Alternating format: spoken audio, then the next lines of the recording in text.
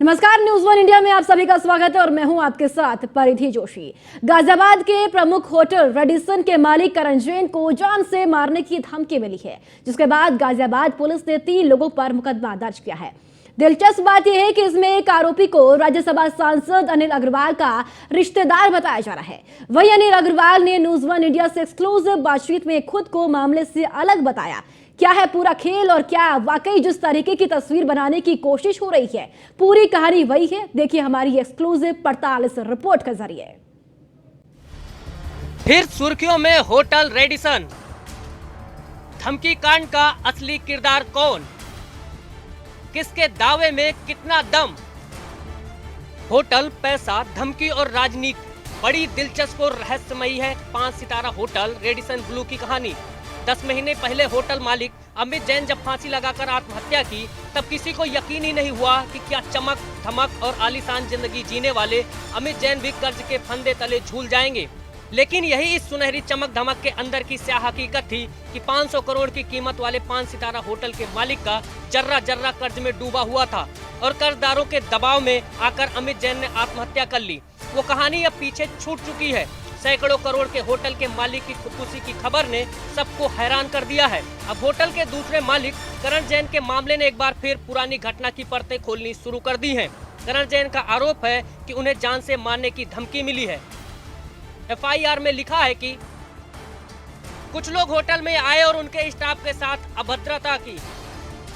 करण जैन यानी उन्हें खुद 7वीं मंजिल से नीचे फेंक देने की धमकी दी। करण जैन का आरोप है कि राज्यसभा सांसद अनिल अग्रवाल ने उन्हें फोन किया और धमकी देने वालों से मध्यस्थता का दबाव बनाया।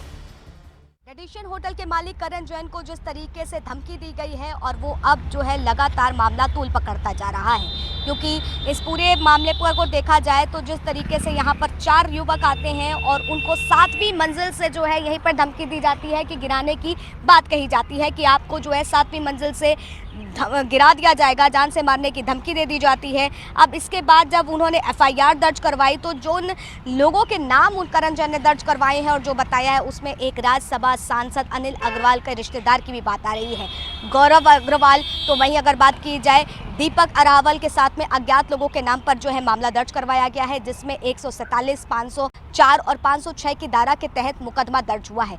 लेकिन लगातार अगर देखा जाए तो इस पूरे मामले पर जो है तमाम तरीके की चर्चा बनी हुई है, क्योंकि अमित जैन की जिस तरीके से आत्महत्या हुई तो वहीं इसी के चलते इसको भी उसी कड़ी से जोड़ते हुए देखा जा रहा है। इस पूरी धमकी को जो है लेन देन के तरीके से देखा जा रहा है। तो दूसरी तरफ सवाल उठ रहा है कि आखिर आज के समय जो है किसी को भी आप जा करके तमाम तरीके से धमकी दे सकते हैं, जान से मारने की धमकी दे सकते हैं। हालांकि इसके पीछे जो है राज्यसभा सांसद से जब बात की जाती है तो वो पूरे मामले से पलड़ा झाड़ते हुए भी नजर आ जाते हैं। हम कोशिश करेंगे कि अंदर लोगों से जाकर के बात करें और जानने की कोशिश करें कि किस तरीके की धमकियां दी गई थी, क्या कुछ उनका कहना है। तो आइए चलते हैं और बातचीत करने की कोशिश करते हैं कि यहाँ के जो गार्ड हैं वो भी इस मामले को लेकर के क्या कह रहे हैं। सबसे बड़ा सवाल यही है कि आखिर इस तरीके की जब चीज़ें आती हैं, राज्यसभा सांसद जो हैं उनके ऊपर आरोप लगे हुए हैं, लेकिन उस बीच जो है कोई भी इस मुद्दे पर बातचीत नहीं करना चाहता। मामले में कौशाम्बी थाना पुलिस ने 3 लोगों के खिलाफ एफआईआर दर्ज की है। खैर ये तो हुई एक कहानी। मामले में जब राज्यसभा सांसद अनिल अग्रवाल का नाम सामने आया तो दूसरी कहानी अनिल अग्रवाल ने सुनाई। न्यूज़ वन इंडिया से बातचीत में अनिल अग्रवाल ने आरोप लगाया कि पूरे मामले में जबरन उनका नाम उछालने की कोशिश हो रही है। सुनिए सांसद महोदय को। जैन दोनों भाइयों ने, एक इनके तीसरे भाई हैं, पिताजी हैं, जब होटल चलाया और दूसरा नया होटल खोला, बहुत सारे लोगों से इन्होंने पैसे उधार लिए और जब वो लोग पैसे उधार मांगने जाते हैं तो ये बात नहीं करते, उनसे मिलते नहीं, घंटों बैठाए रखते हैं, ह्यूमिलेट करते हैं। इसी प्रेशर में पिछले दिनों जब लोगों ने पैसे मांगे और अमित जैन को लगा कि वो पैसे नहीं दे पाएगा, उसने आत्महत्या की थी। अब लगभग 1 साल होने को है, लोग अपने पैसे मांगने जाना चाहते हैं। इसी प्रकार का ये प्रकरण है और इसमें मेरा नाम रिश्तेदार में लिखा है एफआईआर में, और लिखा है कि मैंने उनके ऊपर दबाव बनाने की कोशिश की। अब सवाल उठता है कि सरकार भी बीजेपी की है, सांसद भी बीजेपी के ही हैं। तो गाजियाबाद पुलिस इतनी तेज कैसे हो गई कि उनका नाम उछला नहीं कि एफआईआर में जिक्र कर दिया। तो इसके लिए अनिल अग्रवाल का दावा और ज्यादा चौंकाने वाला है। खैर, ये तो आपने दो कहानियां सुन ली। करण जैन का अपना दावा है, सांसद महोदय का अपना दावा, लेकिन इन सबके बीच एक बात तो सच है, वो है रेडिसन के मालिकों पर भारी कर्जा, जिसकी वजह से एक मालिक अमित जैन खुदकुशी कर चुका है तो दूसरे मालिक को कथित तौर पर जान से मारने की धमकी मिल रही है। अब सच क्या है ये समझने के लिए आपको पिछले साल से अब तक का पूरा घटनाक्रम समझना होगा, जिसकी वजह से रेडिसन होटल बार बार चर्चा में आ रहा है। क्या है रेडिसन का पूरा सच, बताएंगे। आप बने रहिए न्यूज वन इंडिया के साथ। गाजियाबाद से यादराम भारती के साथ bureau report, news one India.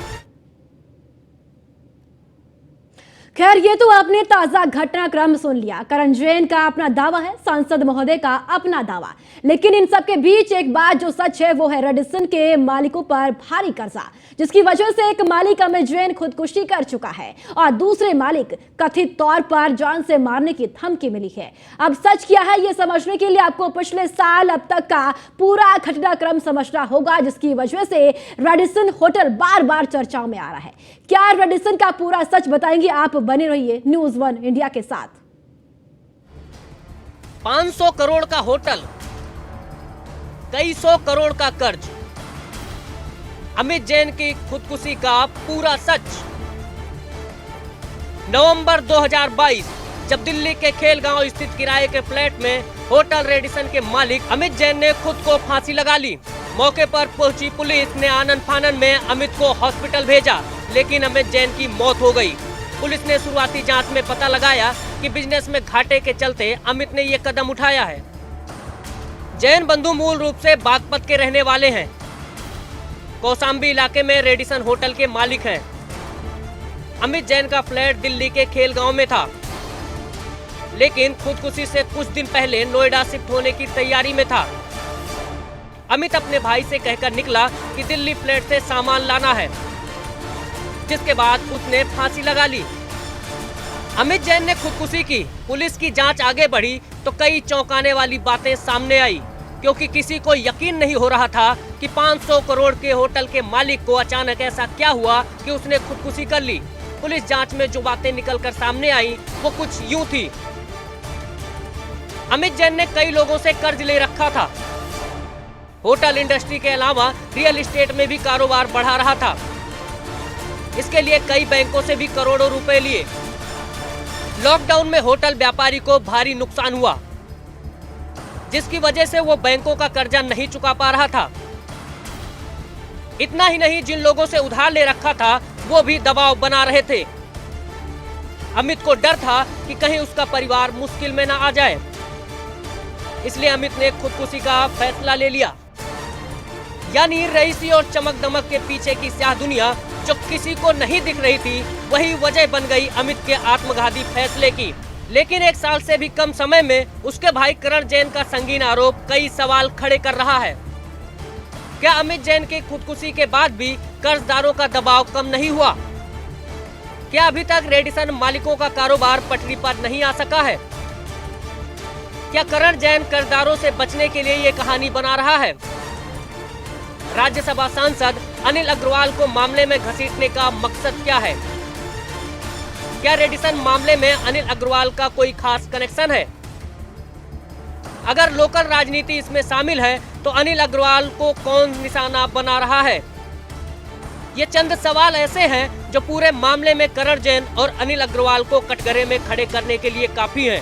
अगर करण जैन के आरोप सही हैं तो आखिर इसकी नौबत कैसे आई? और अगर अनिल अग्रवाल का दावा सच है तो करण जैन के आरोपों पर सवाल खड़े होते हैं। देखना होगा कि रेडिसन के इस रहस्यमयी लोक का खुलासा कब तक होता है। Bureau report, news one India. वहीं रेडिसन होटल के मालिक को किसी धमकी और राज्यसभा सांसद अनिल अग्रवाल के आरोपों ने होटल व्यवसाय में ब्लैक मनी और काली कमाई की बहस एक बार फिर से तेज कर दी है। यह रिपोर्ट देखिए। गाजियाबाद का रेडिसन ब्लू होटल एक बार फिर सुर्खियां बटोर रहा है।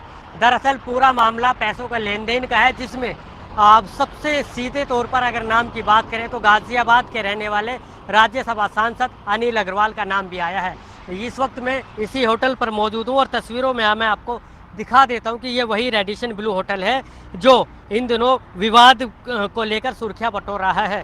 दरअसल पैसों के लेन देन को लेकर ये विवाद हुआ है और होटल के जो मालिक हैं करण जैन, उन्होंने एक एफआईआर दर्ज कराई है 2 लोगों के नाम पर, जिनका नाम गौरव और एक का नाम अहलौत बताया गया है। दरअसल पूरा मामला पैसे के लेन देन को है और इस पूरे मामले में दीपक अहलावत और गौरव अग्रवाल को राज्यसभा सांसद का रिश्तेदार बताया गया है और उन पर आरोप लगाया है कि उन्होंने फ़ोन पर करण से बात करते हुए उनको धमकाते हुए पैसों का लेन देन के मामले पर दबाव बनाया है। दरअसल इस पूरे मामले पर जब राज्यसभा सांसद से बातचीत की गई तो उन्होंने कहा कि उन्होंने मात्र समझौते के लिए कहा गया था और जो उनका एफआईआर में नाम दर्ज किया गया है गाज़ियाबाद पुलिस के द्वारा, उन पर भी उन्होंने सवाल उठाते हुए कहा है कि ये गाज़ियाबाद पुलिस को समझना चाहिए, उन्होंने जरूर किसी प्रभावशाली व्यक्ति के संपर्क में आने के बाद ये काम किया है। हालांकि अब लगातार ये सुर्खियां बटोर रहा है और दूसरी ओर